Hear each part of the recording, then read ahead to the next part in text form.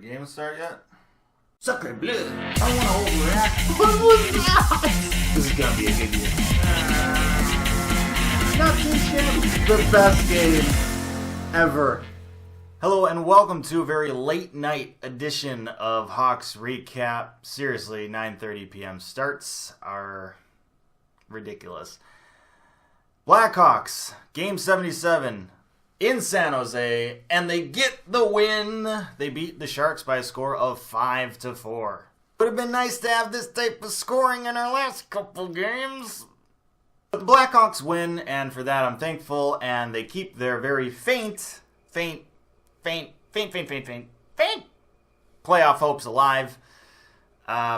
Meanwhile, the San Jose Sharks, 7 straight losses for them. Now, they are injured, or they have a couple key injuries. They have Pavelski is out, and Carlson is out as well. Evander Kane also had a very serious personal issue not too long ago, so he might still mentally kind of be worrying about that or affected by it.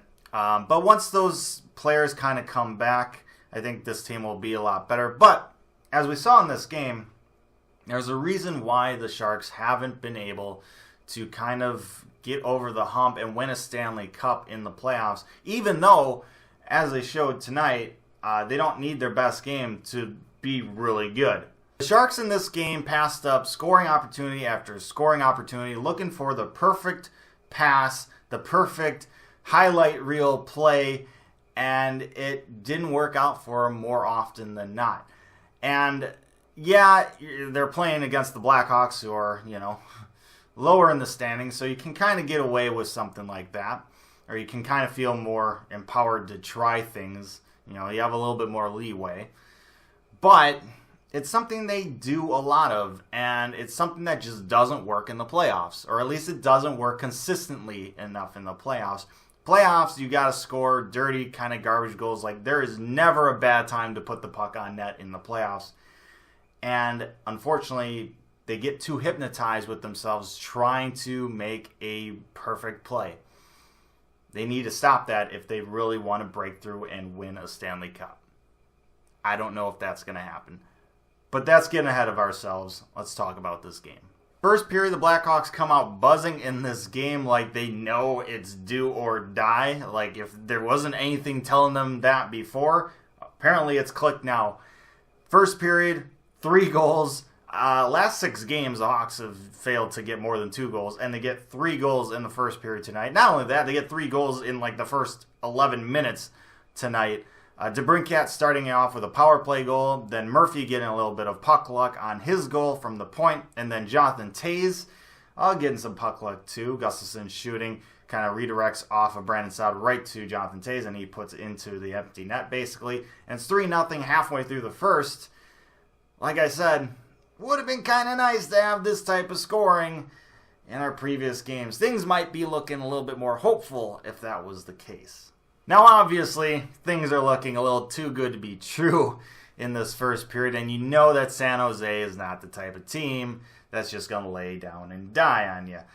They're at the top of the Western Conference, or near the top of the Western Conference for a reason, even though they've lost 6 straight games coming into this one.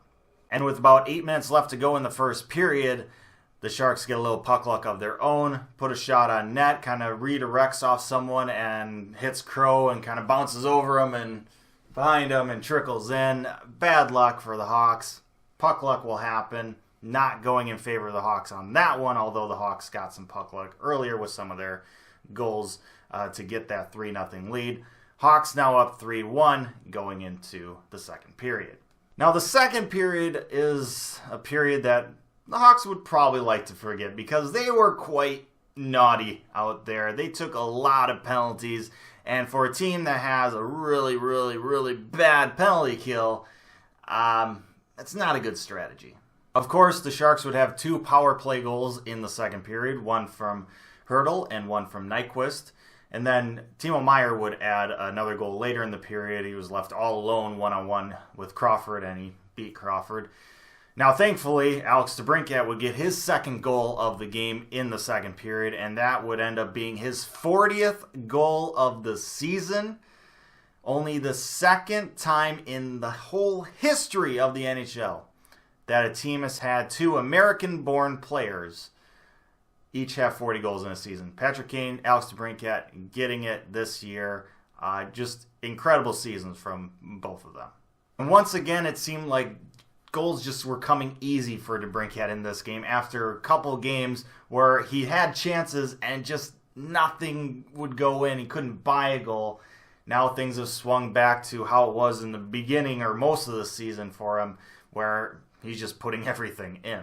So this game is tied at 4 late in the second period, and with a little under 2 minutes left to go, Patrick Kane with the puck in the offensive zone, kind of circling around. Doesn't really have anywhere to go with it, so he just throws a backhand towards the net from the blue line. Pretty innocent play.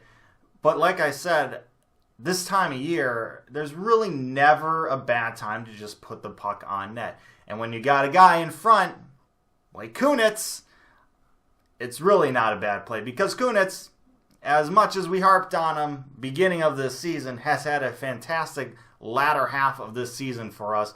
I mean, he has won 4 Stanley Cups. He kind of knows when to turn it on during a regular season, but he gets the redirection and the puck goes by Martin Jones and into the back of the net. Blackhawks grab a 5-4 lead, and that would actually end up being your game winner coming from Chris Kunitz.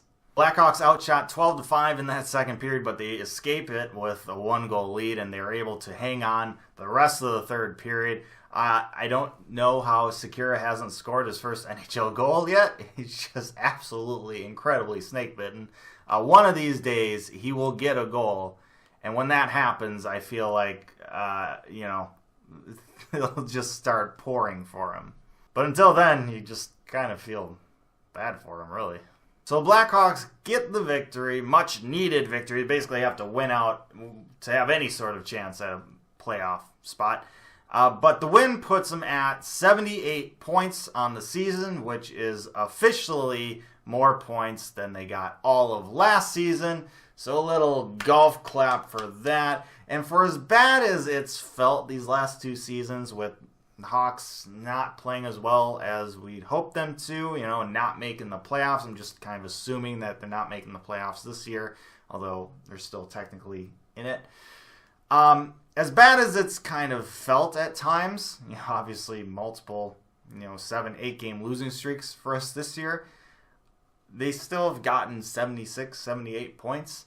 It's never gotten to the point where they've had a season like the Avalanche had a couple years back, where they had only 48 points. Let's just put this into perspective a little bit, all right? It's sucked these last 2 seasons, but it could have been a lot worse. So I think I'm going to end the video on that note, mostly because it's really late right now and I kind of want to get some sleep. Thank you so much for watching. I really hope you enjoyed it. Let me know your thoughts down in the comments section below. Like, share, and subscribe. Appreciate that as always. Don't forget to get your entries in for the Alex DeBrincat 40 goal scorers signed puck giveaway. I'll be picking a winner on Sunday at some point, so you don't have a whole lot of time left. Make sure you get those entries in. And with that said, stay safe, make good decisions. I'll see you next time.